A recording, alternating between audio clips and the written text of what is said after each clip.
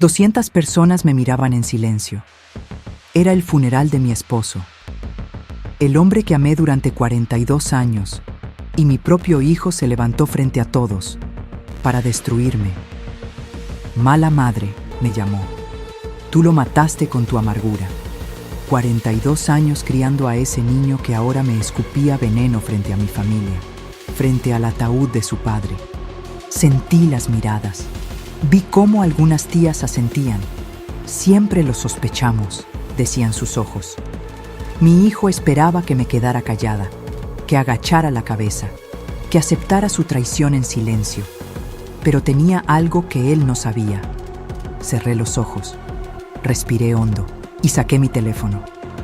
Cuando ese audio comenzó a escucharse en los altavoces, 200 personas escucharon la verdad. Mi hijo palideció. Lo que ese audio reveló destruyó más que a mi hijo. Destruyó todo.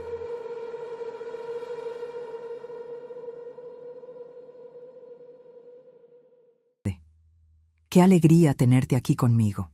Si estás viendo este video, te pido con mucho cariño que te suscribas al canal. Por favor, necesitamos mucho alcanzar 30,000 suscriptores. ¿Puedo contar con su ayuda? Estamos construyendo una comunidad hermosa de mujeres fuertes. Su presencia es muy importante y su apoyo es esencial para nuestro trabajo, para que sigamos contando historias como esta. Cuéntame también en los comentarios desde dónde nos está escuchando. Nos emociona saber hasta dónde llegan nuestras historias. Las palabras de Javier seguían resonando en mis oídos como campanas de funeral. Mala madre. Me había llamado mala madre frente a 200 personas, frente a nuestros vecinos de toda la vida, frente a los empleados de la fábrica que Miguel y yo construimos con nuestras propias manos, frente a la familia extendida que nos conocía desde que Javier era un bebé. El dolor en mi pecho no era solo por la humillación. Era porque mi hijo había elegido el funeral de su padre, el día en que yo estaba más vulnerable, más rota, para destrozarme públicamente. Miré el ataúd donde descansaba Miguel, mi esposo. El hombre con quien compartí 42 años de vida. El hombre que me sostuvo en mis peores momentos y celebró conmigo los mejores. Ahí estaba él, silencioso para siempre, y nuestro hijo lo estaba usando como escenario para su traición. Javier continuaba hablando.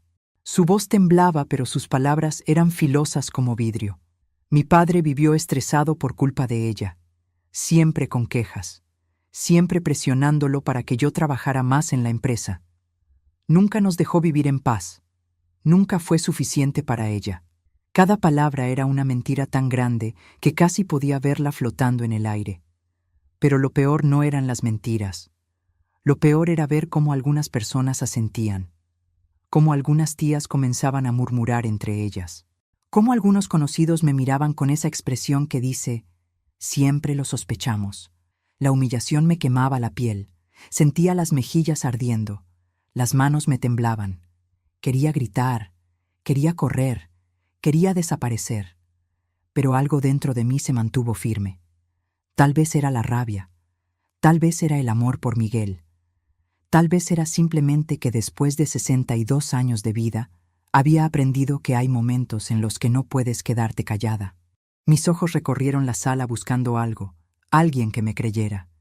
Y entonces la vi, Lucía, mi sobrina, la hija del hermano de Miguel. Ella estaba sentada a mi izquierda y tenía lágrimas corriendo por su rostro, pero no eran lágrimas de pena, eran lágrimas de indignación, de rabia.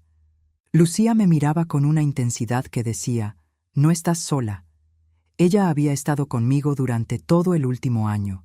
Había vivido prácticamente en mi casa mientras Miguel luchaba contra su enfermedad cardíaca. Había compartido turnos conmigo para bañarlo cuando ya no podía solo, para darle sus medicinas a las 3 de la madrugada, para sostenerle la mano cuando el dolor era tan fuerte que lloraba. Lucía sabía la verdad. Y entonces mi mirada se movió hacia la derecha y encontré a Brenda, la esposa de Javier, mi nuera. Ella estaba sentada con una expresión que me heló la sangre. No era tristeza, no era dolor por la muerte de su suegro, era satisfacción. Sus labios formaban una línea recta, pero sus ojos brillaban. Estaba disfrutando esto. Estaba disfrutando verme humillada. Estaba disfrutando ver a su esposo destruirme en público. Y en ese momento entendí todo. Esto no había sido idea de Javier. Bueno, tal vez sí. Pero Brenda había sido la arquitecta. Ella había plantado las semillas. Ella había regado el veneno. Brenda siempre nos había mirado con desprecio. Venía de una familia con dinero. Su padre tenía negocios grandes. Para ella, nuestra fábrica textil era un negocio de clase baja. Algo vergonzoso. Algo que su esposo universitario no debería tener que tocar. La había escuchado decir más de una vez que Javier merecía algo mejor que trabajar con obreros, que su educación lo había preparado para cosas más importantes. Javier seguía hablando, pero yo ya no escuchaba sus palabras exactas. Solo escuchaba el tono de alguien que había ensayado este discurso, de alguien que había sido convencido de que esto era lo correcto. Mi hijo no era malo, era débil. Y en ese momento, parada frente al ataúd de mi esposo, entendí que había criado a un hombre débil, un hombre que prefería complacer a su esposa antes que honrar a su padre muerto, un hombre que estaba dispuesto a destruir a su madre para mantener la paz en su matrimonio. Las 200 personas seguían mirándome, algunas con lástima, otras con juicio, otras simplemente incómodas, sin saber qué hacer con esta escena tan terrible. Los empleados de la fábrica estaban ahí, 40 personas que habían trabajado con Miguel durante años, que lo conocían, que sabían cómo era realmente. Vi a don Roberto, el supervisor de corte, con los puños apretados y la mandíbula tensa. Vi a doña María, la encargada de empaque, limpiándose lágrimas de indignación. Ellos sabían que esto era mentira, pero nadie decía nada, porque en un funeral uno no interrumpe. En un funeral uno guarda silencio. En un funeral la familia tiene la palabra. Y Javier estaba usando ese silencio obligado como su escudo. Respiré hondo. 1 vez, 2 veces, 3 veces. Sentía que me ahogaría si no respiraba. Sentía que el piso se movía bajo mis pies. Sentía que el mundo entero me había dado la espalda. Y entonces recordé, 2 semanas atrás, una de las pocas veces que Javier había venido a visitar a su padre. Miguel ya casi no podía levantarse de la cama. Había tenido otra crisis cardíaca y los doctores nos habían dicho que era cuestión de tiempo. Yo estaba exhausta. No había dormido bien en meses. Lucía estaba conmigo, pero ella también necesitaba descansar. Javier llegó esa tarde. Se quedó tal vez 1 hora. Dijo que tenía una cena importante de trabajo. Brenda ni siquiera entró a la casa. Se quedó en el auto. Después de que Javier salió de la habitación de Miguel, yo lo escuché hablando por teléfono en el patio. Algo en su tono me alertó. No era la voz de alguien hablando de trabajo.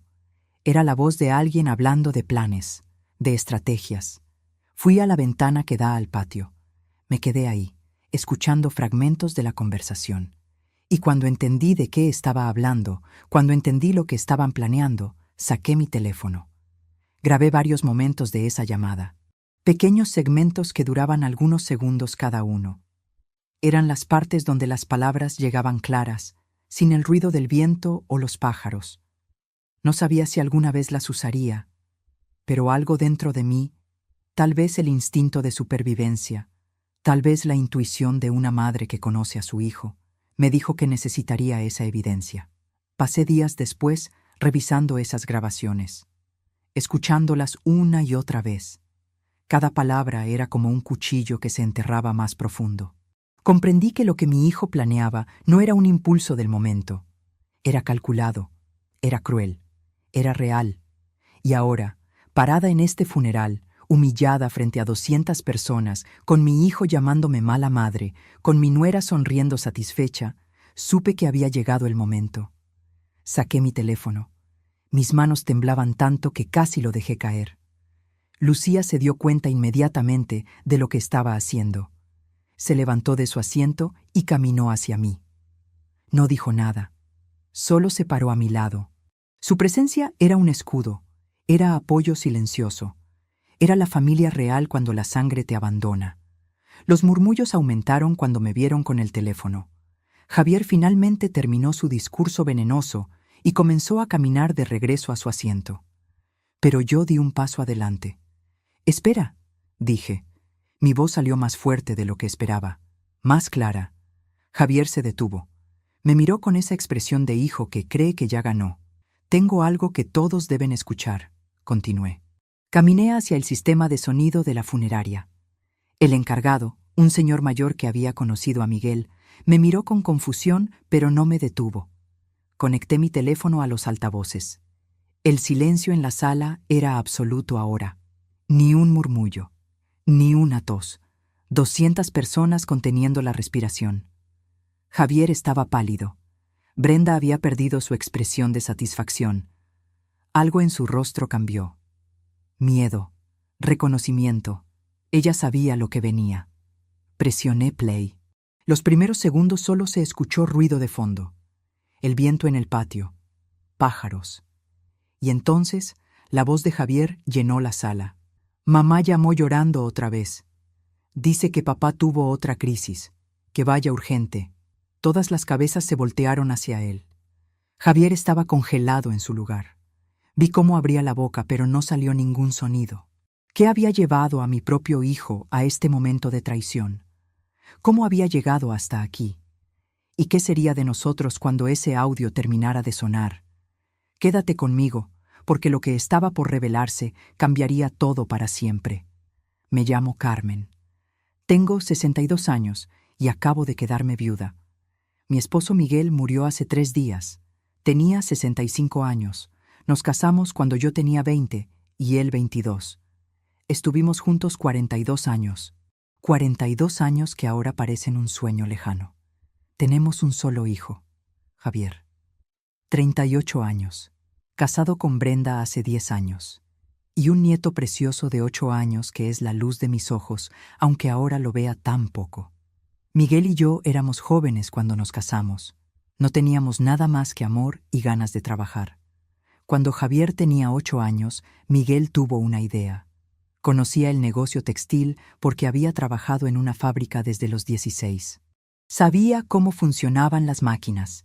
Sabía sobre telas y cortes y producción. Usamos todos nuestros ahorros para comprar 2 máquinas de costura industriales viejas. Las instalamos en un local pequeño que rentamos en una zona industrial. Así comenzó nuestro taller. Al principio éramos solo nosotros 2. Yo cosía. Miguel cortaba la tela y hacía las ventas. Trabajábamos de 6 de la mañana a 10 de la noche. Javier se quedaba con mi mamá mientras trabajábamos. Los fines de semana lo llevábamos al taller. Jugaba entre las telas mientras nosotros seguíamos produciendo. Poco a poco fuimos creciendo. Contratamos a nuestro primer empleado, luego a 2 más, luego a 5. Compramos más máquinas. Rentamos un local más grande. En 20 años convertimos ese pequeño taller en una fábrica mediana. No somos millonarios. Nunca lo fuimos. Pero tenemos una buena vida. La fábrica tiene 40 empleados ahora. Producimos ropa para tiendas departamentales. Tenemos contratos estables. Generamos buenos ingresos. Compramos una casa linda en un barrio tranquilo. Le pagamos la universidad a Javier. Una universidad privada. Administración de empresas. Lo mejor que podíamos darle. Miguel siempre soñó con que Javier tomara el negocio algún día, que aprendiera todo desde cero como lo hicimos nosotros, que conociera cada máquina, cada proceso, cada empleado, que valorara lo que tanto nos costó construir. Pero Javier nunca quiso. Decía que su educación universitaria lo había preparado para cosas más grandes, que trabajar en una fábrica era para gente sin estudios, que él merecía algo mejor. Nos dolió escucharlo, pero respetamos su decisión. O al menos lo intentamos. Cuando Javier se casó con Brenda hace 10 años, Miguel le ofreció un puesto en la empresa. Asesor administrativo. Un título elegante para que Javier no se sintiera menos. Brenda también entró como asesora. Les pagábamos un salario generoso. 20,000 pesos mensuales a cada uno. Por ir a la oficina unas horas al día. Por firmar papeles. por hacer tareas que ni siquiera eran necesarias la mayoría del tiempo.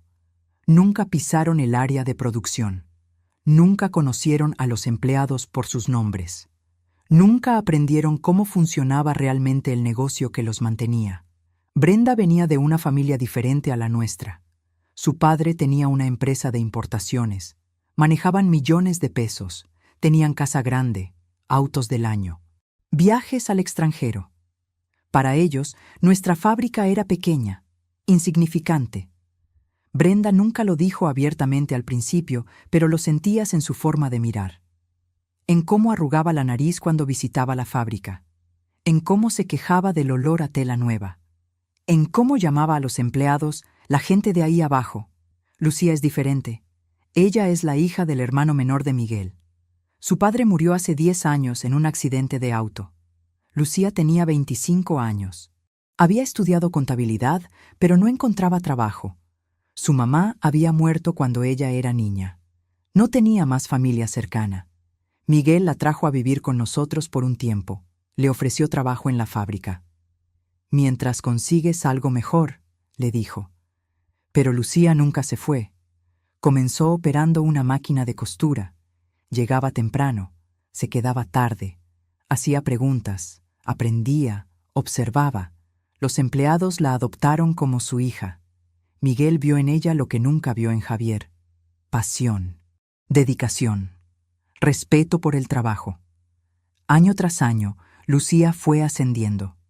Supervisora, jefa de producción, gerente de operaciones, y finalmente hace 3 años, gerente general. Los empleados la aman, porque ella sabe lo que es trabajar duro, porque ella conoce cada máquina por su nombre, porque ella se ensucia las manos cuando es necesario. Hace 1 año Miguel comenzó a sentirse mal, dolores en el pecho, falta de aire. Los doctores dijeron que su corazón estaba fallando. Hipertensión, estrés. Años de trabajo duro cobrando su precio. Necesitaba descansar, necesitaba cuidados, necesitaba a su familia. Yo dejé todo para cuidarlo. Cada medicina, cada cita médica, cada momento de dolor. Pero no podía hacerlo sola. Miguel pesaba mucho para que yo lo moviera sola cuando necesitaba ayuda. Necesitaba brazos más jóvenes. Llamamos a Javier. 1 vez, 2 veces, 10 veces. «Estoy ocupado, mamá. Tengo una reunión importante. Brenda y yo tenemos planes. La próxima semana prometo que voy». Lucía apareció sin que la llamáramos. «Tía, me voy a quedar unos días para ayudar». Esos días se convirtieron en semanas. Las semanas en meses. Lucía prácticamente vivió en nuestra casa durante el último año de vida de Miguel. Dormía en el sofá de la sala. Se levantaba en las madrugadas cuando Miguel tenía crisis. Lo ayudaba a bañarse porque yo no tenía fuerza suficiente. Cocinaba, limpiaba, trabajaba en la fábrica durante el día y cuidaba a Miguel por las noches. Todo mientras mi hijo, mi única sangre, apenas visitaba. Hace 2 semanas Javier vino. Miguel estaba muy mal ese día. Apenas podía hablar. Los doctores nos habían dicho que era cuestión de días. Javier se quedó 1 hora. Brenda ni siquiera entró. Cuando Javier salió al patio a hacer esa llamada, yo escuché. Y grabé fragmentos. Y ahora esos audios estaban sonando en el funeral de Miguel frente a 200 personas. ¿Qué dirían todos cuando escucharan la conversación completa? ¿Qué pasaría con mi hijo? ¿Qué pasaría conmigo? Si te está gustando esta historia, por favor, asegúrate que ya estás suscrita al canal. Necesitamos mucho alcanzar 30,000 suscriptores. ¿Puedo contar con su apoyo a nuestro trabajo? La voz de Javier seguía sonando en los altavoces. Mamá llamó llorando otra vez. Dice que papá tuvo otra crisis, que vaya urgente. Todas las miradas estaban sobre mi hijo ahora. Ya no sobre mí. Sobre él. Vi cómo intentaba moverse, pero sus piernas no le respondían. Estaba paralizado por el shock, por el miedo, por la certeza de que su mundo estaba a punto de colapsar. Entonces se escuchó la voz de Brenda, aburrida, fastidiada, sin una pizca de compasión. «Ay, Javier, siempre es urgente. Tu madre es dramática. Deja que Lucía maneje todo. Para eso está viviendo ahí prácticamente». Sentí como Lucía se tensaba a mi lado. Escuchar esas palabras, escuchar cómo la reducían a una empleada, a una herramienta útil, cuando ella había dado tanto, cuando ella había sacrificado su propia vida para cuidar a un hombre que ni siquiera era su padre. Varias personas en la sala voltearon a ver a Lucía. Los empleados de la fábrica la miraban con lágrimas en los ojos. Ellos sabían. Ellos la habían visto llegar exhausta al trabajo después de noches sin dormir cuidando a Miguel. La habían visto llorar en su oficina cuando Miguel tenía una mala crisis. La habían visto mantenerse fuerte cuando nosotros nos derrumbábamos. El audio continuaba. La voz de Javier otra vez. Siento culpa. Mi papá realmente está mal. Un suspiro. Un momento de duda en su voz. Por un segundo, solo un segundo, sonaba como mi hijo, como el niño que yo crié, como alguien que tenía conciencia. Brenda no le dio espacio a esa conciencia. Tu padre está viejo, cariño. Es inevitable. Ya vivió su vida. Escuché jadeos en la sala. Alguien murmuró, Dios mío. Una tía se llevó la mano a la boca. Incluso las personas que antes habían asentido con el discurso de Javier ahora lo miraban diferente. Miguel no había sido solo mi esposo. Había sido hermano, tío, primo, amigo, jefe. Para muchas de las personas en esa sala, Miguel había sido importante. Y escuchar a su nuera decir con tanta frialdad que ya había vivido suficiente, que su muerte era inevitable entonces, ¿para qué molestarse? Era demasiado, era cruel, era inhumano. Javier habló de nuevo en el audio. Pero tal vez debería visitarlo más, pasar tiempo con él. Por favor, hijo, pensé. Por favor, defiende a tu padre aunque sea en esta grabación, aunque sea en este momento que ya pasó. Demuéstrame que algo de ti sigue siendo el niño que crié. Brenda destruyó esa esperanza con sus siguientes palabras. ¿Y perder nuestros fines de semana? Por favor. Además, tú ya eres parte de la dirección de la empresa. El dinero del negocio ya es prácticamente nuestro. Ahí estaba. La verdad desnuda, cruda, sin adornos. No les importaba a Miguel, no les importaba su sufrimiento, solo les importaba el dinero. Solo les importaba la herencia. Solo les importaba que el viejo muriera rápido para poder tomar lo que creían que les pertenecía. Vi a don Roberto, el supervisor de corte, levantarse de su asiento. Tenía los puños cerrados, la cara roja. Don Roberto había trabajado con Miguel durante 20 años. Lo consideraba su hermano. Vi cómo doña María le ponía una mano en el brazo, pidiéndole calma, pero todos los empleados tenían la misma expresión: indignación, rabia, dolor. El audio seguía. Había un pequeño silencio, luego otra parte de la conversación. Javier mencionando que yo insistía en que debería aprender el negocio desde cero, que Miguel quería que conociera cada proceso, que trabajara en producción como había hecho Lucía. Y Brenda riéndose, riéndose. Su risa sonaba como vidrios rotos en el silencio de la funeraria. ¿Tú? ¿En el piso de la fábrica entre obreros? Estudiaste administración en la universidad, Javier. No naciste para trabajar con las manos como tu prima. Tú tienes clase. La palabra clase cayó como veneno.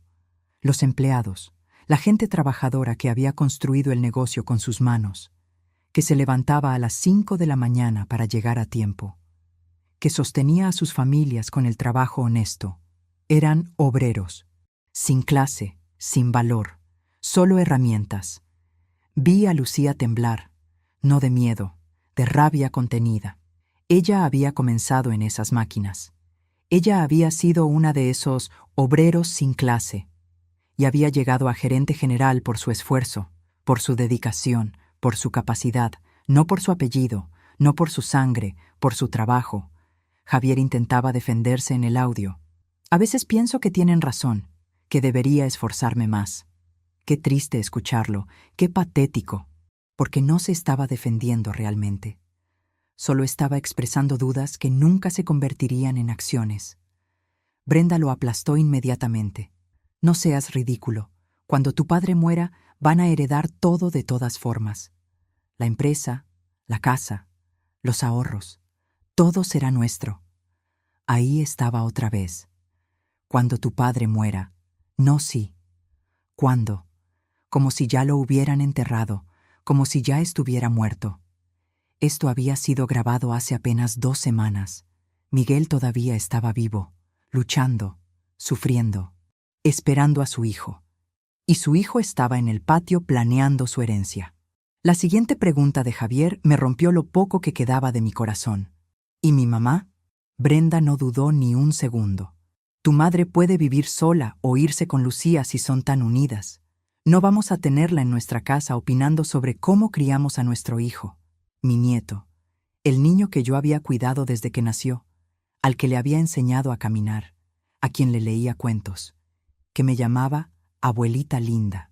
Ellos planeaban alejarme de él, planeaban sacarme de sus vidas como si fuera un mueble viejo, como si fuera una carga, como si mis 42 años de matrimonio, mi vida entera dedicada a esa familia, no significaran nada. Javier dudaba en el audio. Suena cruel. Al menos eso.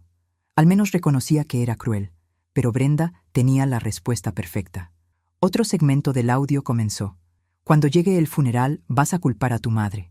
Di que ella presionaba mucho a tu padre con exigencias sobre el negocio, que por eso se estresó y enfermó su corazón. Silencio absoluto en la sala. Nadie respiraba. Nadie se movía. Todos acababan de escuchar la confesión, el plan, la estrategia. Todo lo que Javier había dicho minutos antes, todas esas acusaciones, todas esas mentiras, habían sido planeadas, ensayadas, calculadas.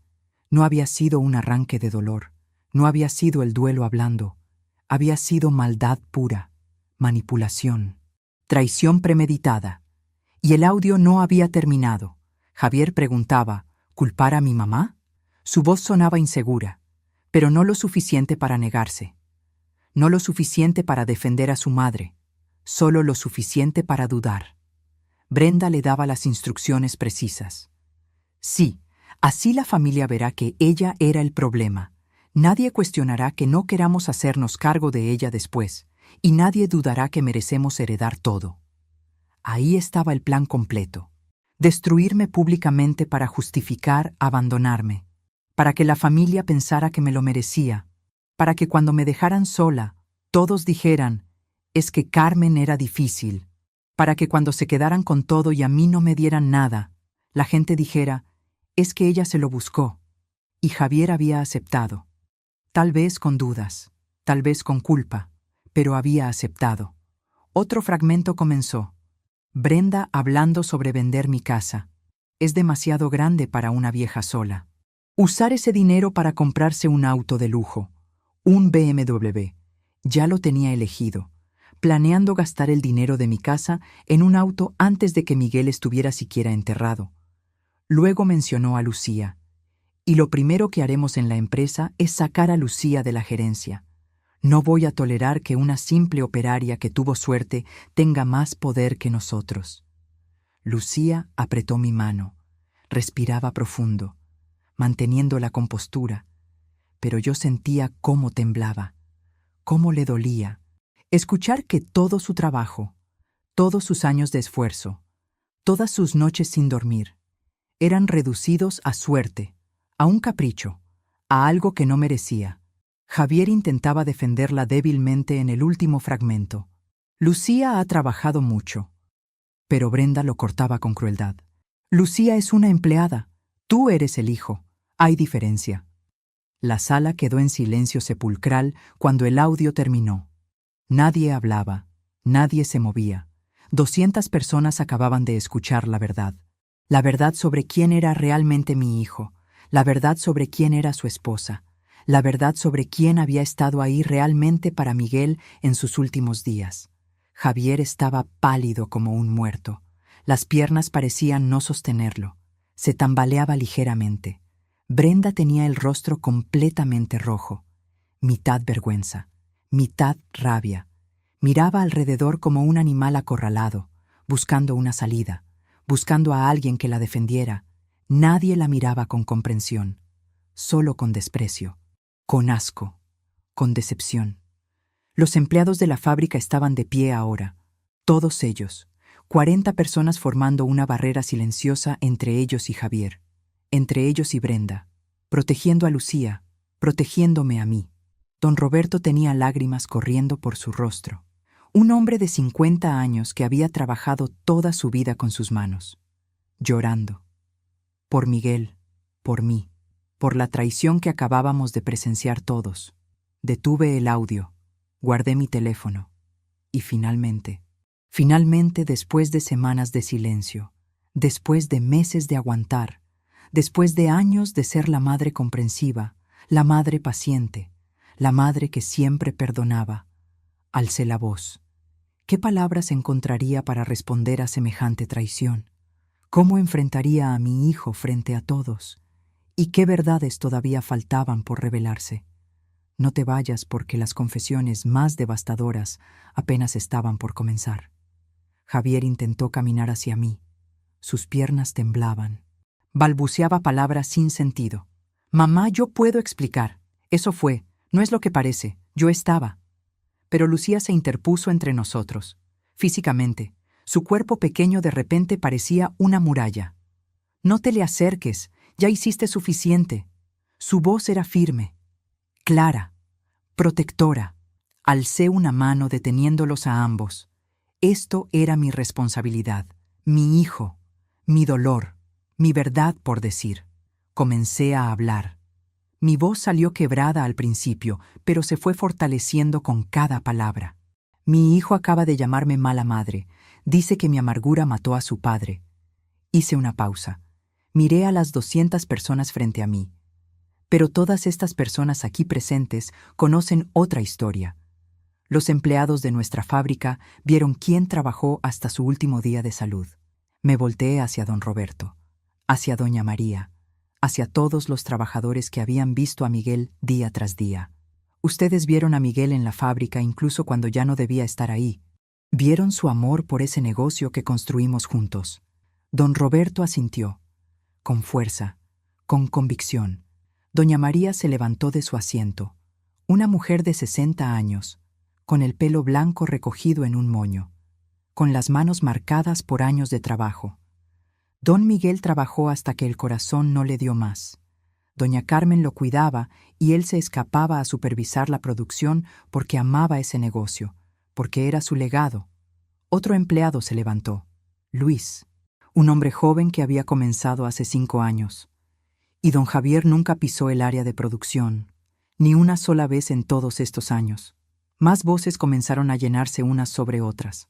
No todos hablaban, pero varios más confirmaban con gestos, con lágrimas, con miradas que decían más que palabras. Don Miguel lloraba en su oficina cuando don Javier no contestaba sus llamadas. Un día me dijo que no sabía dónde había perdido a su hijo. Cada testimonio era un clavo. Cada palabra era una verdad que no podía ser negada, porque no venían de mí, venían de testigos, de gente que no tenía razón para mentir, de gente que había estado ahí. Continué hablando. Durante el último año, mientras mi esposo luchaba por su vida, yo lo cuidé cada día. Le di sus medicinas a las horas exactas que el doctor indicaba. Lo bañé cuando ya no podía solo. Lo sostuve cuando lloraba de dolor. Lo acompañé en las noches cuando el miedo a morir lo mantenía despierto. Mi voz se quebró, pero no me detuve. Lucía, mi sobrina, dejó su vida para venir a ayudarme. Dormía en el sofá de mi sala para estar cerca si Miguel necesitaba algo en la noche. Trabajaba todo el día en la fábrica y regresaba a cuidar a su tío toda la noche. Lucía tenía lágrimas corriendo por su rostro, pero se mantuvo fuerte. Tomó la palabra con voz temblorosa. Mi tío Miguel me dio trabajo cuando no tenía nada. Me enseñó este negocio. Me trató como hija. Fue más padre para mí que mi primo es hijo para ustedes. Se volteó hacia Javier con una mirada que mezclaba dolor y rabia. Yo estuve ahí, Javier. Te llamamos 30, 40 veces pidiéndote que vinieras. Tu padre preguntaba por ti en sus momentos más débiles. Decía tu nombre cuando el dolor era muy fuerte. Te buscaba con los ojos cuando entraba alguien a la habitación, esperándote, siempre esperándote. Javier tenía la cabeza baja. No podía sostener la mirada de nadie. Los empleados siguieron compartiendo lo que habían visto. Doña Lucía tuvo que faltar al trabajo para cuidar a don Miguel porque don Javier no venía. Don Miguel guardaba el teléfono siempre en su mesa de noche. Lo vi más de una vez mirándolo, esperando una llamada que nunca llegaba. Cada testimonio rompía un pedazo más del personaje que Javier había intentado crear. El hijo preocupado, el hijo que sufría, el hijo que culpaba a su madre por el estrés de su padre. Todo era mentira. Y ahora todos lo sabían. Javier intentó defenderse con voz débil. El audio está fuera de contexto. Brenda me presionaba. Yo no quería. Lo interrumpí. Con firmeza. Con claridad. No culpes a tu esposa de tu propia cobardía. Tú decidiste abandonar a tu padre. Tú decidiste humillarme hoy en su funeral. Tú, nadie te obligó. Saqué un sobre de mi bolso. Lo había traído preparado. Sabía que este momento llegaría de una forma u otra. Y ya que estamos revelando verdades, hay algo más que todos deben saber. La sala entera estaba en completo silencio nuevamente, expectante, asustada, curiosa. Todos querían saber qué más vendría. Saqué los papeles del sobre. No era el testamento completo, era una carta. Una carta que Miguel había escrito 2 meses antes de morir y había dejado con el notario, con instrucciones de que se leyera si él moría. El notario me la había entregado ayer. Tu padre escribió esto cuando supo que su corazón estaba fallando, cuando supo que tal vez no tendría mucho tiempo. Comencé a leer en voz alta, despacio, claramente. A quien corresponda. Si están leyendo esto, significa que ya no estoy. Quiero que sepan algunas cosas sobre mi empresa y mi familia. He trabajado toda mi vida para construir este negocio. Mi esposa Carmen trabajó a mi lado cada día. Juntos lo levantamos desde cero. Este legado no es solo mío, es nuestro. Mi hijo Javier tiene talento, tiene educación, pero nunca quiso aprender el negocio desde abajo. Nunca valoró lo que construimos, y ahora que estoy enfermo, apenas viene a verme. Vi cómo Javier se encogía con cada palabra, como si las letras de su padre muerto lo golpearan físicamente. Por eso he decidido lo siguiente. La empresa queda bajo dirección de mi esposa Carmen como presidenta, y Lucía, mi sobrina, como vicepresidenta y gerente general. Ellas conocen este negocio, ellas lo aman, ellas lo merecen. Vi cómo Javier se ponía más pálido, como si toda la sangre se le fuera de la cara. Brenda se levantó a medias de su asiento, pero volvió a caer. Continué leyendo. Para mi hijo Javier, dejo una oportunidad. Si quiere heredar esta empresa algún día, deberá ganársela como yo la gané, con trabajo y sacrificio. Deberá empezar desde abajo, trabajar en producción, aprender cada proceso bajo supervisión de Lucía, desde operar las máquinas hasta entender cada etapa de fabricación. Solo cuando demuestre que conoce este negocio, que lo valora, que puede dirigirlo con conocimiento real, solo entonces podrá heredar, no antes. El silencio era tan profundo que podía escucharse el tic-tac del reloj en la pared de la funeraria. Doblé los papeles. Miré directamente a Javier. Tu padre te dio una oportunidad, más de lo que mereces después de abandonarlo, después de no estar ahí cuando te necesitaba, después de planear humillarme en su funeral. Brenda finalmente explotó. Se levantó de su asiento con tanta fuerza que la silla cayó hacia atrás. ¡Esto es absurdo! Javier tiene una carrera universitaria. No vamos a trabajar como obreros. No vamos a humillarnos así. La miré con la frialdad que merecía. Los obreros que tanto desprecias sostienen la empresa que tú querías heredar sin esfuerzo. Ellos crean cada prenda con sus manos. Llegan temprano. Se quedan tarde. Conocen el valor del trabajo real. Brenda estaba fuera de control ahora, gritando. «Javier, vámonos. No vamos a quedarnos aquí a escuchar esto. Tu madre está loca. Vámonos ahora».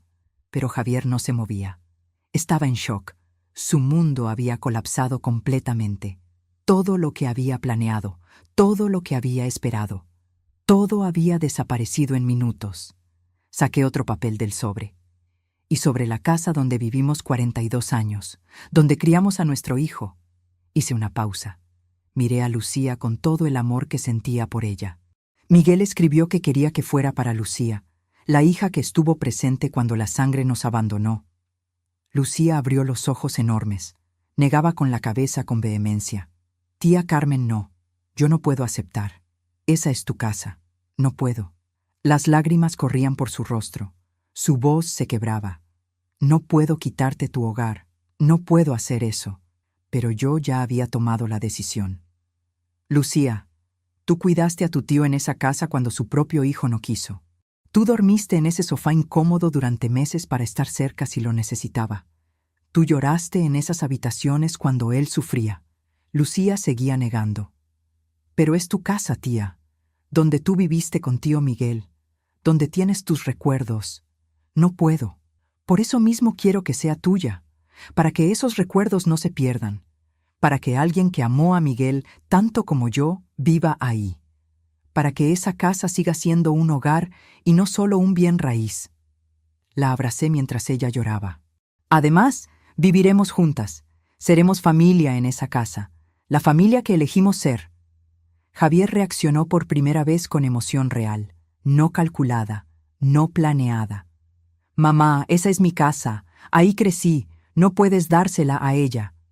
Lo miré fijamente. Lucía también creció ahí estos últimos años. Ella se convirtió en familia ahí. Ella merece ese hogar porque ella estuvo ahí cuando más falta hacía. Lucía seguía llorando. Intentaba hablar, pero las palabras se ahogaban en llanto.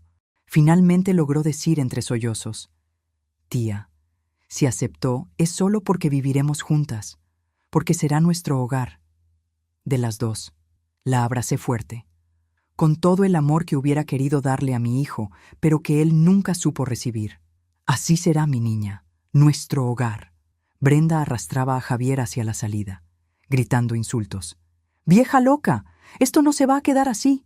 Vamos a pelear esto legalmente. No pueden hacernos esto.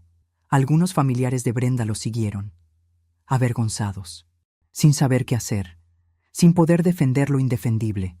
Pero la mayoría de las personas se quedaron. Los empleados se acercaron a Lucía y a mí. Formaron un círculo protector. Don Roberto me abrazó. Doña Carmen cuenta con todos nosotros. Don Miguel estaría orgulloso. Doña María abrazó a Lucía. Mija, te lo mereces todo. Todo. Caminé de regreso al ataúd de Miguel. Puse mi mano sobre el féretro. El metal estaba frío, tan frío como el vacío que sentía en mi pecho. Me incliné y susurré solo para él. Lo hice, amor. Dije la verdad, como tú querías. Defendí tu memoria, defendí nuestro legado, defendí mi dignidad. Espero que estés orgulloso. Y ahí, junto al ataúd de mi esposo, rodeada de la familia que había elegido y no de la que había parido, finalmente permití que las lágrimas salieran.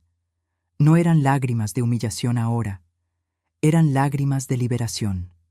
¿Alguna vez has tenido que elegir entre el amor y el respeto propio? Cuéntame qué decidiste. A veces las decisiones más difíciles son las que más nos enseñan. Pero la historia no terminaba ahí. Lo que vendría en los siguientes días cambiaría todo nuevamente. ¿Lograría Javier redimirse o seguiría hundiéndose? Sigue conmigo porque aún faltaba ver cómo esta familia rota intentaría sanar. Los días después del funeral fueron extraños, como vivir en una realidad que no terminas de entender, como despertar cada mañana y recordar que tu vida cambió para siempre. Esa misma noche, después de que todos se fueron, después de que enterramos a Miguel, después de que regresamos a la casa, mi teléfono comenzó a sonar. Era Javier. Lo dejé sonar. 1 vez, 2 veces, 10 veces. No contesté. Llegaron los mensajes. Mamá, por favor, contesta. Necesito hablar contigo. Puedo explicar todo. No fue mi intención lastimarte. Brenda me presionó. Por favor, mamá. Cada mensaje era más desesperado que el anterior, pero yo no tenía energía para responder. No tenía palabras. No tenía perdón preparado. Bloqueé su número. Necesitaba silencio. Necesitaba espacio. Necesitaba procesar lo que había pasado sin escuchar sus excusas. Lucía y yo comenzamos los trámites legales inmediatamente. La transferencia de la casa requería documentación, escrituras, notario. Yo firmé la cesión de derechos voluntariamente, sin presión, sin obligación, porque era mi decisión, porque quería que Lucía tuviera ese hogar que tanto merecía.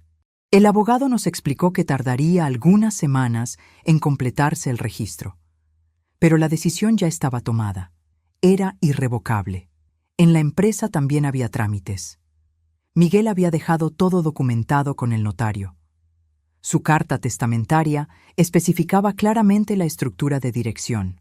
Pero igual tuvimos que reunir a los accionistas, presentar los documentos ante el registro mercantil, hacer oficial mi nombramiento como presidenta y el de Lucía como vicepresidenta. Hubo intentos de contestación. Brenda contrató un abogado que intentó argumentar que el testamento era inválido, que Miguel no estaba en sus cabales cuando lo escribió, pero el notario tenía certificados médicos que probaban lo contrario. Miguel había sido evaluado por 2 doctores independientes antes de firmar. Estaba completamente lúcido. Sabía exactamente lo que hacía. Después de semanas de intentos legales fallidos, el abogado de Brenda se retiró del caso. No había nada que hacer. El testamento era sólido. Los empleados mostraron su apoyo de formas que nunca esperé. La producción aumentó, como si cada uno de ellos quisiera honrar la memoria de Miguel trabajando más duro, como si cada prenda cosida fuera un homenaje. Don Roberto me dijo una mañana: «Doña Carmen, don Miguel nos enseñó a trabajar con orgullo. Vamos a mantener vivo ese orgullo». Y lo hicieron, cada día, con dedicación, con amor. Una semana después del funeral, mi teléfono sonó con un número desconocido. Contesté sin pensar. Era Brenda. No para pedir perdón, no para ofrecer condolencias tardías, para exigir: «Carmen, necesitamos hablar sobre la herencia. Lo que Miguel dejó escrito no es justo. Javier es el hijo, Javier merece la empresa. No vas a salirte con la tuya». Le colgué el teléfono. Bloqueé ese número también. No tenía tiempo ni energía para su codicia. No tenía ganas de escuchar más mentiras. 2 semanas después, un sábado por la mañana, alguien tocó la puerta. Lucía estaba en la fábrica supervisando un pedido urgente. Yo estaba sola. Abrí la puerta y ahí estaba Javier. Se veía terrible, sin afeitar, con ojeras profundas, la ropa arrugada. Había perdido peso. Se veía como alguien que no había dormido bien en días. «Mamá, por favor, necesito hablar contigo». No lo dejé entrar inmediatamente. Me quedé en la puerta, mirándolo, viendo a este hombre de 38 años que seguía siendo mi hijo, aunque hubiera intentado destruirme. «Tienes 5 minutos», le dije finalmente. Entramos a la sala, la misma sala donde Lucía había dormido en el sofá durante meses, la misma sala donde Miguel se sentaba en su sillón favorito, la misma sala donde habíamos sido familia alguna vez. Javier se sentó en el borde del sofá, las manos temblándole, la mirada en el piso. «Mamá, lo siento, siento todo. El audio, el funeral, abandonar a papá, todo». Las palabras salían entrecortadas, entre lágrimas. «Brenda me manipuló. Me convenció de que ustedes eran el problema. Me hizo creer que merecíamos más, que no teníamos que esforzarnos, que solo era cuestión de esperar». Lo escuché en silencio. Mi corazón de madre todavía sentía dolor al verlo así. Destruido, arrepentido, roto. Pero no era un dolor que me hiciera ceder. Era un dolor que me hizo entender algo importante. Había criado a un hijo que prefería el camino fácil. Un hijo que dejaba que otros pensaran por él. «Javier», dije cuando terminó de hablar, «Brenda no te obligó a nada. Tú elegiste escucharla. Tú elegiste no visitar a tu padre. Tú planeaste humillarme en el funeral. Tú». Lloró más fuerte. Lo sé, mamá. No tengo excusa. Fui un cobarde. Fui un mal hijo. Fui todo lo que tú y papá no merecían». Por lo menos era honesto ahora. Por lo menos no estaba culpando solo a Brenda. Por lo menos estaba aceptando su responsabilidad. «Tu padre dejó un camino para ti», le dije. «Si lo quieres tomar, si realmente quieres cambiar, las condiciones están claras». Le expliqué todo. Trabajar en la fábrica, desde el nivel más básico, aprender cada proceso, cada máquina, cada detalle, bajo las órdenes de Lucía, sin privilegios, sin trato especial, como cualquier empleado nuevo. Comenzarás a las 6 de la mañana, terminarás a las 6 de la tarde, te ensuciarás las manos, te cansarás, te dolerá el cuerpo, pero aprenderás lo que tu padre intentó enseñarte toda la vida. Javier aceptó, con lágrimas, con desesperación. Haré lo que sea, mamá, lo que sea. Solo dame una oportunidad, le advertí. No es para mí que lo harás, es por el legado de tu padre, y para enseñarle a tu hijo lo que es el trabajo real, para que él no crezca creyendo que el dinero cae del cielo. Mencioné a mi nieto y vi cómo Javier se quebraba aún más. Extraño a mi hijo. Brenda apenas me deja verlo. Dice que soy un fracasado, que no merezco ser su padre. Por primera vez sentí algo de compasión. No por Javier, por mi nieto, un niño de 8 años atrapado en medio de todo esto. Cuando Brenda se enteró de las condiciones que yo había puesto, explotó. Javier me lo contó después. Ella lo llamó insultándolo. ¿Vas a arrastrarte por tu madre?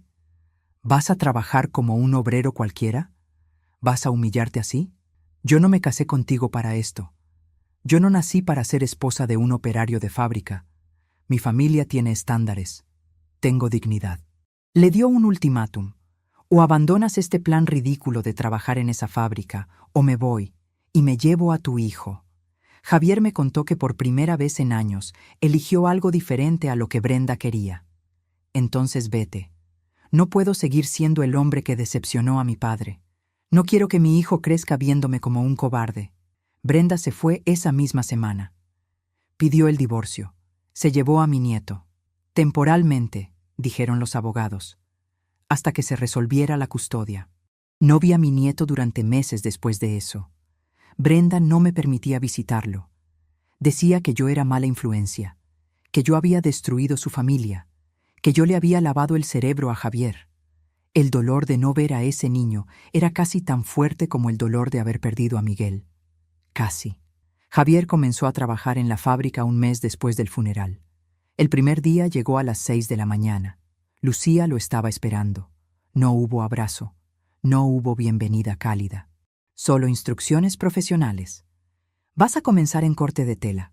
Don Roberto será tu supervisor. Harás exactamente lo que él te diga. Sin quejas, sin excepciones. ¿Entendido? Javier asintió. Humilde, asustado, sabiendo que su prima, que había sido una simple operaria con suerte, ahora era su jefa. Las primeras semanas fueron humillantes para él. Los empleados no lo trataban mal, pero tampoco lo trataban con deferencia. Era uno más. Tenía que ganarse el respeto como todos. Sus manos se llenaron de callos.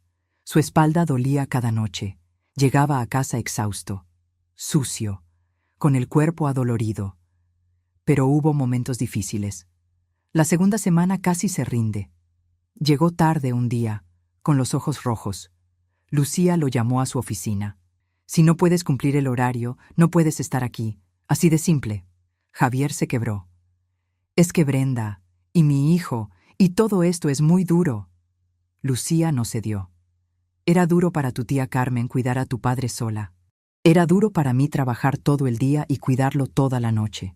Tú elegiste este camino. Ahora cúmplelo o vete. Javier no se fue, pero vi en sus ojos que casi lo hace. También hubo un conflicto en su tercera semana. Un empleado mayor, Antonio, le habló duro cuando Javier cometió un error en el corte. Así no se hace. Estás desperdiciando tela. Pon atención. Javier reaccionó mal. No me hables así. Yo soy. Se detuvo. Iba a decir, yo soy el hijo del dueño, pero se dio cuenta. Ya no podía usar eso como escudo. Antonio lo miró fijamente. ¿Eres qué? Aquí todos somos iguales. Si no te gusta cómo trabajo, díselo a la gerente. Pero yo te voy a enseñar como enseño a todos. Con firmeza, con honestidad. Javier tuvo que tragarse el orgullo. Pedir disculpas. Aprender. Yo lo visitaba ocasionalmente en la fábrica. Desde lejos, observando. No hablábamos mucho.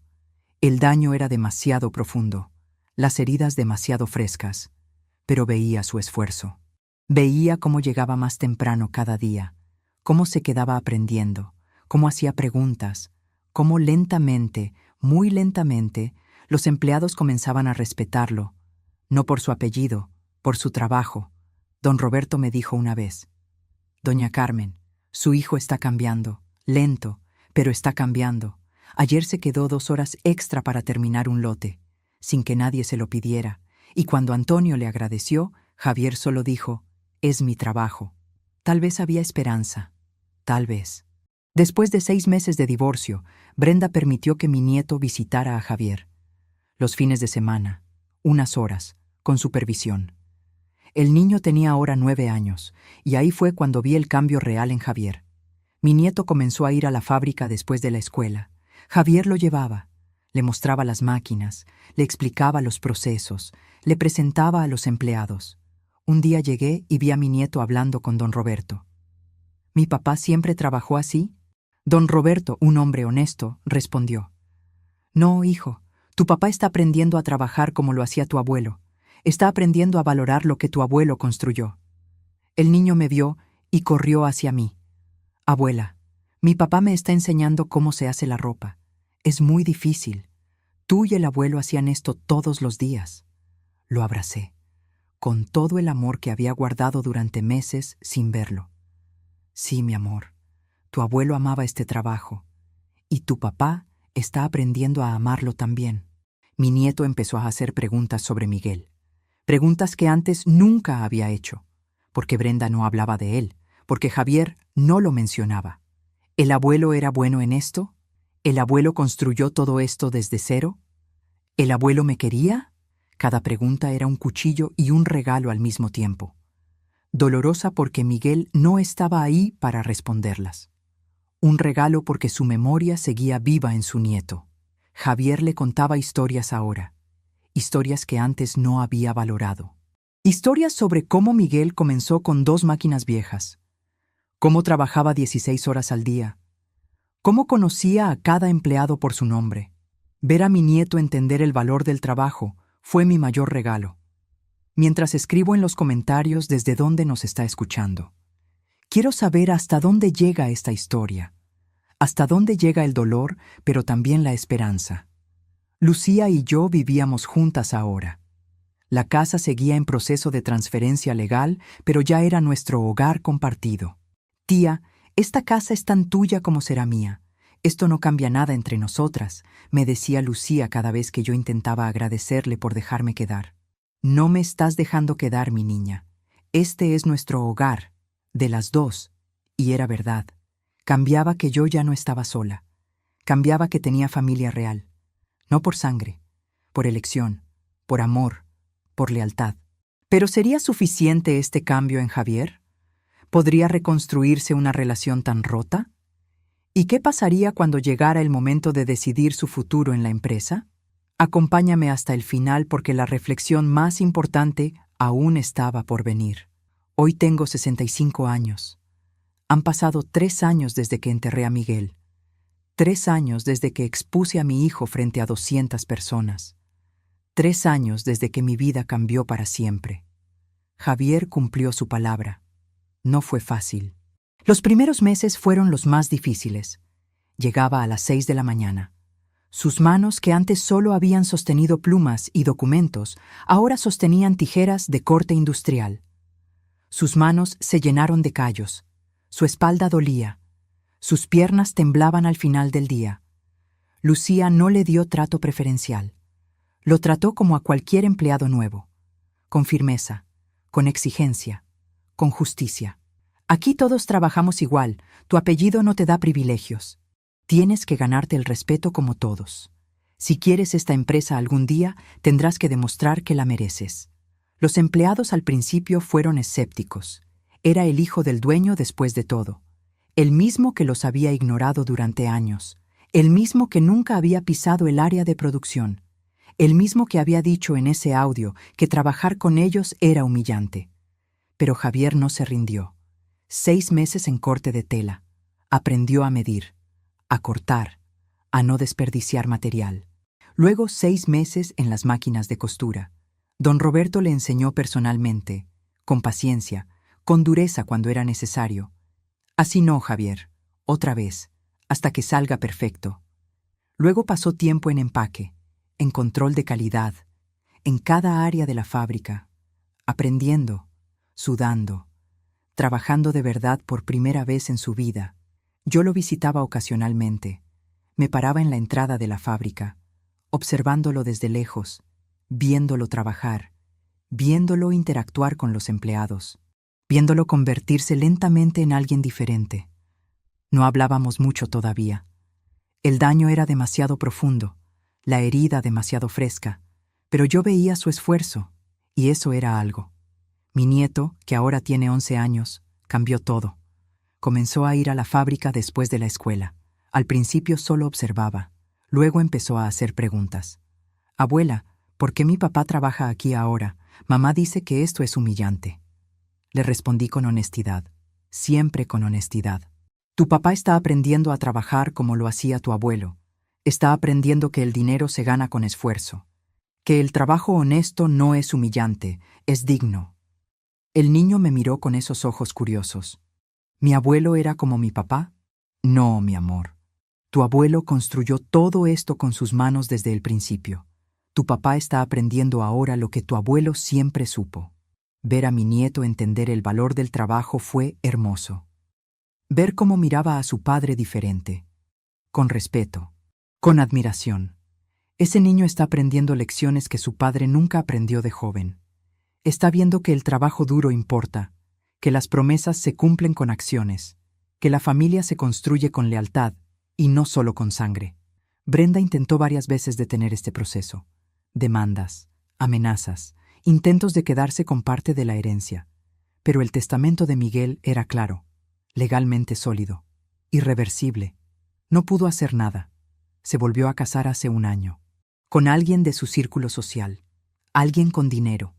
Mi nieto vive con ella, pero pasa los fines de semana con Javier. Y cada vez más tiempo conmigo. En esta casa que ahora es oficialmente de Lucía, pero que sigue siendo nuestro hogar compartido. Lucía maneja la empresa como gerente general. Yo sigo como presidenta, pero voy solo 3 veces por semana. Superviso, aconsejo, mantengo vivo el legado de Miguel. Lucía es la mejor gerente que la empresa ha tenido. Mejor incluso que Miguel. Porque ella combina su conocimiento técnico con una visión moderna. La empresa ha crecido bajo su dirección. Más contratos, más empleados, más ganancias.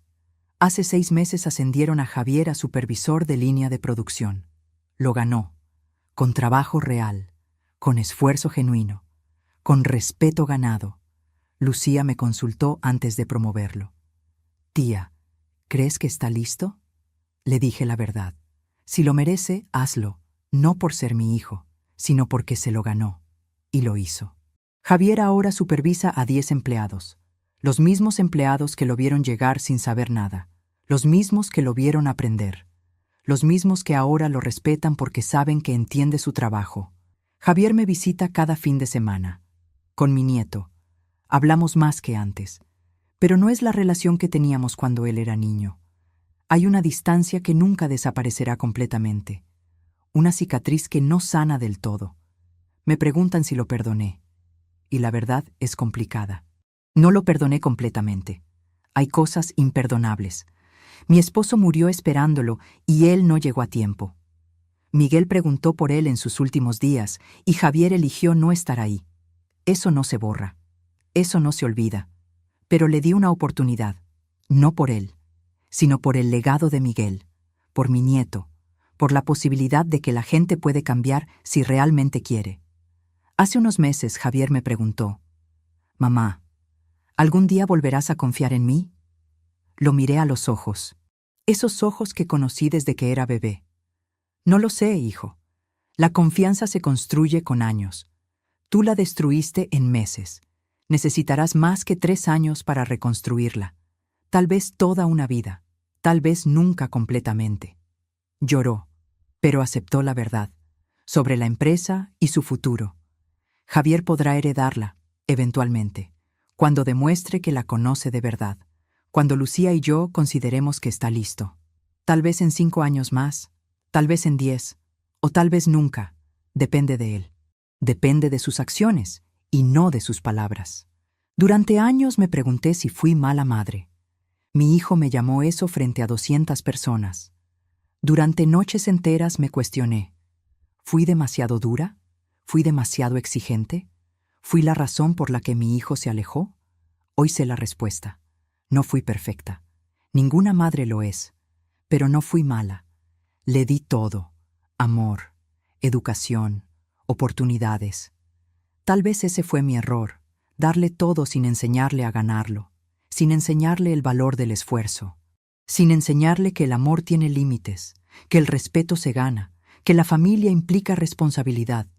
Miguel me enseñó algo importante antes de morir. Me lo dijo en una de nuestras últimas conversaciones. Carmen, el amor verdadero a veces significa decir no. Significa poner límites incluso cuando duele. Significa dejar que las personas se enfrenten las consecuencias de sus acciones. Y tenía razón. Lucía no salió de mi vientre, pero me cuida como si hubiera nacido de mí. Me llama cada día aunque viva en la misma casa. Me pregunta cómo estoy, cocina mis comidas favoritas, se sienta conmigo cuando la tristeza por Miguel me abruma, me acompaña al cementerio cada domingo a visitar su tumba. Javier salió de mi vientre, pero me abandonó cuando más lo necesitaba. Eligió a su esposa sobre su padre moribundo, eligió el dinero sobre la lealtad, eligió la comodidad sobre el esfuerzo. Aprendí que la verdadera familia no siempre comparte tu sangre. A veces es quien comparte tu carga, quien está ahí cuando todo se derrumba, quien elige quedarse cuando todos se van. Mi nieto está aprendiendo lecciones que su padre nunca aprendió de joven. Ve a su papá trabajar duro ahora. Ve que el dinero se gana con esfuerzo. Ve que las promesas se cumplen con acciones. Ve que el respeto se construye día a día. Ese niño será diferente. Y esa es la mayor victoria de Miguel, aunque él no esté aquí para verla. Me levanto cada mañana en esta casa que ahora le pertenece legalmente a Lucía. Preparo café. Leo. Camino por el jardín que Miguel plantó y que ahora Lucía mantiene con amor. Lucía se va a la fábrica temprano. Yo hago las compras. Cocino. A veces visito a amigas. A veces voy a la fábrica. A veces simplemente me siento en el sillón de Miguel y recuerdo. Es una vida simple, pero es mi vida, con dignidad, con paz, con la familia que elegí. Me preguntan si me arrepiento de haber puesto ese audio en el funeral. Nunca me arrepentiré. La verdad debía salir. Miguel merecía que la verdad se dijera sobre cómo murió, esperando a un hijo que nunca llegó, amando hasta el final a una familia que lo abandonó. Yo merecía defenderme. No iba a dejar que me llamaran mala madre sin responder.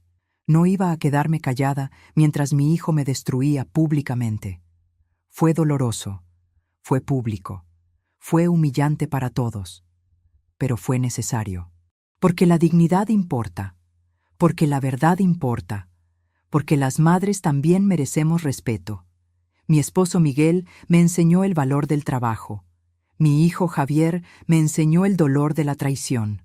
Lucía me enseñó el significado de la lealtad. Y yo me enseñé a mí misma que nunca es tarde para defender tu dignidad. Tengo 65 años. He enterrado a mi esposo. He visto a mi hijo caer y empezar a levantarse lentamente. He encontrado familia donde no la esperaba. Si pudiera volver atrás, ¿cambiaría algo? No cambiaría haber puesto ese audio. No cambiaría haber ayudado a transferir la casa a Lucía. No cambiaría haber establecido las condiciones para que Javier ganara su herencia. Tal vez cambiaría cómo crié a mi hijo, darle todo sin enseñarle a valorarlo. Pero eso ya no lo puedo cambiar. Esa lección ya se aprendió, dolorosamente, públicamente. Pero se aprendió. Lo que sí puedo hacer ahora es vivir el resto de mis días rodeada de quien realmente me ama. Lucía es el centro de mi vida ahora. Mi nieto tiene un lugar importante. Javier está ahí, en la periferia, reconstruyendo lentamente lo que destruyó. Y está bien así. No todo se repara completamente. Algunas cosas quedan rotas para siempre, pero se aprende a vivir con las grietas. Cuando yo muera, moriré sabiendo que defendí el legado de Miguel, que no dejé que pisotearan su memoria, que enfrenté a mi hijo cuando todos esperaban que me quedara callada, que puse límites cuando era más fácil ceder, porque las madres también merecemos respeto, porque el amor sin dignidad no es amor, es sacrificio que nos destruye. En ese funeral, frente a 200 personas, mi hijo intentó destruirme con palabras planeadas y mentiras ensayadas. Pero yo ya había sido destruida por su abandono durante los meses previos, por verlo ignorar las llamadas de su padre moribundo, por escuchar a Miguel preguntar por él y tener que inventar excusas. La diferencia es que yo decidí levantarme, decidí reconstruirme, decidí elegir mi propia familia, decidí que mi dignidad valía más que mantener una paz falsa. Y si eso me hace mala madre a los ojos de algunos, que así sea. Prefiero ser mala madre que madre sin dignidad. Prefiero ser la madre que puso límites que la madre que permitió que la pisotearan. Prefiero ser la madre que dijo la verdad que la madre que guardó silencio para mantener las apariencias. Porque al final, lo único que realmente tenemos es nuestra verdad, nuestra dignidad, nuestra capacidad de elegir quiénes somos incluso cuando todo se derrumba. Y yo defendí la mía. Defendí mi verdad, defendí la memoria de Miguel, defendí el derecho a exigir respeto de mis propios hijos. Y volvería a hacerlo. 1000 veces, aunque doliera, aunque me costara la relación con mi hijo, aunque me juzgaran, porque algunas batallas deben pelearse, algunas verdades deben decirse. Algunas dignidades deben defenderse, y la mía era una de ellas. Si te gustó esta historia, haz clic en este próximo video que está apareciendo en la pantalla, porque la próxima traición supera todo lo que has visto hasta ahora. Y no te olvides suscribirte en el canal, para que no te pierdas ni una sola historia.